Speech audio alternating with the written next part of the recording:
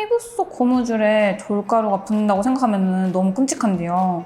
지금 내 몸 어딘가 특히 동맥으로 들어가서 혈관을 돌처럼 굳히고 있다는 뜻이에요. 하지만 진짜 노화의 주범은 피부 안쪽을 텐트 기둥처럼 짱짱하게 받치고 있는 안녕하세요, 라리아사 유상입니다. 피디님, 어느 날 갑자기 거울 속 내 얼굴이 확 늙어 보인 적 있으신가요? 저는 매일 아침 거울을 볼 때마다 느끼고 있어요. 주름도 많이 생기고 있고 피부도 이제 점점 처져 보이고 너무 심각해요. 사실 많은 분들이 주름이나 피부 처짐을 겉으로 보이는 표피층의 문제로만 생각하시고 비싼 화장품을 바르시잖아요. 하지만 진짜 노화의 주범은 피부 안쪽을 텐트 기둥처럼 짱짱하게 받치고 있는 얼굴뼈에 있어요. 팔다리처럼 얼굴뼈에도 골다공증이 오거든요. 얼굴뼈에도 골다공증이 오나요? 네, 특히 눈 아래 광대뼈 부위의 밀도가 감소하면 볼이 푹 꺼지고 눈밑이 패이면서 피부 처짐이 가속화돼요. 그 얼굴뼈의 부피가 줄어드니까 그 위를 덮고 있던 피부는 이제 뼈대에 맞지 않은 옷처럼 이제 남아서 아래로 처지는 거군요. 맞아요. 2023년 40에서 84세 환자를 대상으로 이 얼굴 주름과 골다공증의 상관관계를 조사한 게 있는데요.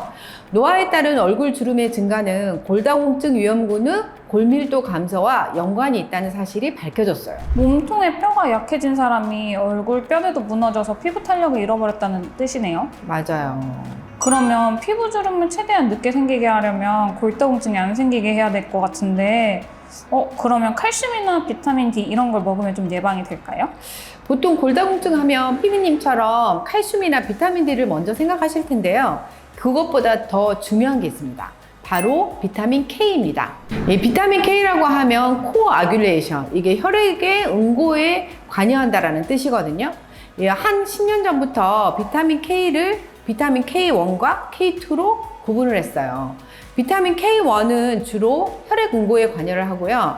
비타민 K2는 칼슘이 이상한 곳으로 가서 침착되는 것을 방지해주는 역할을 해요.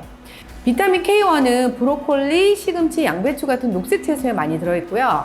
이 비타민 K2는 유제품, 고기, 발효식품, 달걀, 치즈에 많이 들어있어요. 특이한 점은 비타민 K는 지용성 비타민인데도 간이나 지방에 축적되지가 않아요.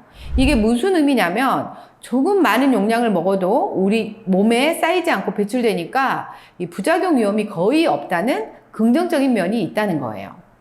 그러면 많이 먹어도 이제 안전하다는 뜻이네요. 그런데 그 반대로 생각해 보면요. 저장이 안 되기 때문에 우리가 매일 꾸준히 챙겨 먹지 않으면 우리 몸에서 결핍 현상이 흔하고 쉽게 일어날 수 있다는 의미이기도 해요. 비타민 K2도 여러 가지 종류가 있는데요. 체인의 이중 결합 개수에 따라서 개수가 4개면 MK4, 7개면 MK7, 9개면 MK9으로 불려요. 일반적으로 그 영양제 속에 들어있는 비타민 K2라고 하면 MK4와 MK7을 뜻합니다. 비타민 K2는 아까 우유나 발효된 음식, 고기 등에 들어있다고 말씀드렸는데요. 그 이유는 녹색 채소에 뭐가 들어있다고 했죠? K1이 들어있다고 했잖아요. 그거를 돼지나 소들이 먹고 이 가축의 장에서 미생물에 의해서 K1이 K2로 전환되게 되고 그 가축을 우리가 먹어서 K2를 섭취하게 되는 그런 원리입니다. 사람도 마찬가지로 채소를 많이 먹으면 장에서 K1이 K2로 전환이 돼요. 하지만 가축들은 먹초가 아닌 사료로 길러지고 있고, 그렇죠, 요즘에는 우리도 어때요? 채소를 많이 먹지 못하잖아요. 그래서 현대인들은 비타민 K2가 부족할 수밖에 없어요. 그러면 이렇게 부족해지기 쉬운 비타민 K2가 몸속에서 도대체 하는 역할을 좀 더 자세하게 설명해 주시면 더 좋을 것 같아요. 우리가 뼈 건강하면 반사적으로 칼슘과 비타민 D를 떠올리잖아요. 비타민 D가 장에서 칼슘을 흡수해서 혈액으로 끌고 들어오면 그 칼슘이 혈액을 타고 떠돌다가 정확히 뼈와 치아라는 올바른 목적지로 길을 안내하는 것이 바로 비타민 K2예요. 그러면 우리 몸에 칼슘이랑 비타민 D가 아무리 많아도 K2가 부족하면 칼슘이 뼈로는 못 들어가겠네요? 맞아요. 뼈나 치아로 못 들어가는 칼슘이 엉뚱하게 대동맥이나 연조직, 심장 같은 부드러운 조직에 쌓여버려요. 이렇게 혈관 내에 칼슘이 쌓여버리면 유연하게 작용해야 할 혈관벽이 돌처럼 딱딱하게 굳고 좁아져서 심장 발작이나 뇌졸중 같은 치명적인 심혈관 질환으로 이어지게 되는 거죠. 칼슘이 뼈로 안 가고 혈관 내에 쌓여서 굳는다고 하니까 정말 무서운데요.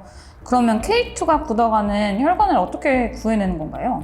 K2는 단순히 칼슘을 안내하는 데 그치지 않아요. 이미 동맥에 잘못 쌓인 칼슘이 있잖아요. 그거를 다시 끌어내서 뼈로 되돌려 보내는 구조 작업까지 수행합니다. 이미 쌓인 돌멩이들을 이제 빼낸다는 거예요? 네, 이 과정에서 매트릭스 GLA 단백질이라는 아주 중요한 물질이 등장하는데요. 이름은 좀 어렵지만 기능은 아주 단순해요. 평소에 이 단백질은 힘없이 잠들어 있는 상태입니다. 그런데 비타민 K2가 들어오면 이 단백질을 고리 모양으로 만들어서 카르복실레이트화 시켜요. 쉽게 비유 한번 해볼게요. 우리 인형 뽑기 기계 아시죠? 평소에는 집게가 힘이 빠져서 널브러져 있잖아요. 그런데 이 비타민 K2라는 동전을 딱 집어넣으면 집게에서 전기가 팍 하고 통하면서 힘이 들어가요.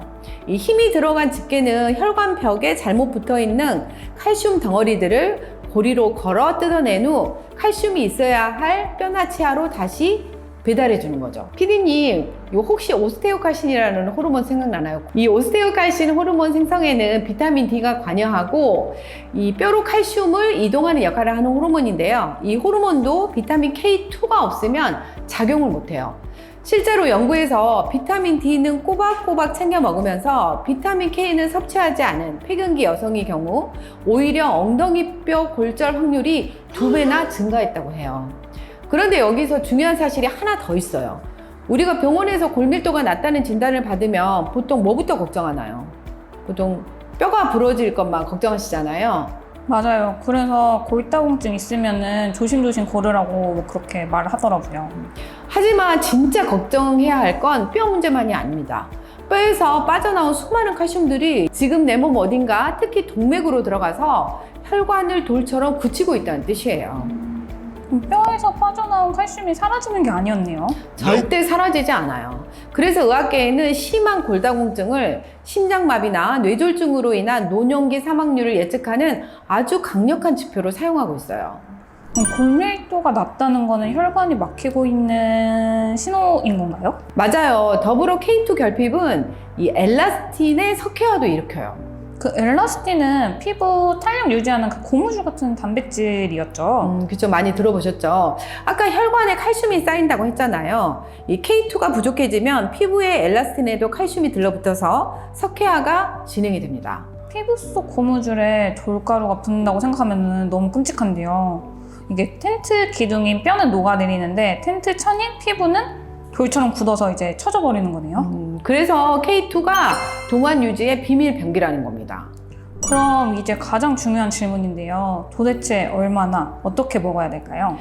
비타민 K2를 고르실 때는 형태를 먼저 보셔야 해요. 앞서 K2 영양제는 MK4와 MK7이 있다고 말씀드렸잖아요. MK4 대비 MK7이 몸에서 지속 시간이 더 길어서 소량만 섭취해도 효과가 좋거든요. 그래서 대부분의 영양제 안에는 MK7 형태의 비타민 K2가 들어있어요. 이 용량은 일반 성인의 경우 하루 100에서 300 마이크로그램 정도가 표준이고요. 만약 내가 골다공증 환자다 이러면 하루 600 마이크로그램까지 섭취가 가능합니다. 12세 미만 어린이는 45 마이크로그램 정도면 충분합니다. 아까 비타민 K2가 고용량에도 부작용이 거의 없다고 하셨으니까 맘 편히 먹을 수는 있겠는데 그런데 혹시 주의사항이나 상호작용 같은 건 없나요? 한 3가지 정도 주의사항이 있는데요. 첫 번째, 고용량 비타민 E, 토코페롤이라고 하죠. 이거를 복용하시면 K2 작용을 방해할 수 있어요. 두 번째, 병원에서 처방받은 항생제를 복용하실 때인데요. 항생제는 장내 유익균을 죽이기 때문에 장내 세균총이 망가져서 이 K1이 K2로 전환될 수가 없겠잖아요. 그래서 K2 결핍이 올 수 있습니다. 세 번째가 가장 중요해요. 쿠마린이나 플라빅스 같은 항응고제 처방약을 드시는 분들은 K2를 드시면 안 돼요. 비타민 K는 기본적으로 혈액을 응고시키는 작용이 있기 때문에 항응고제와 서로 반대 작용을 해요. 때문에 이런 항응고제를 드시는 분들은 K2를 절대 임의로 드시지 마시고 반드시 주치의와 상담한 후 복용하셔야 해요.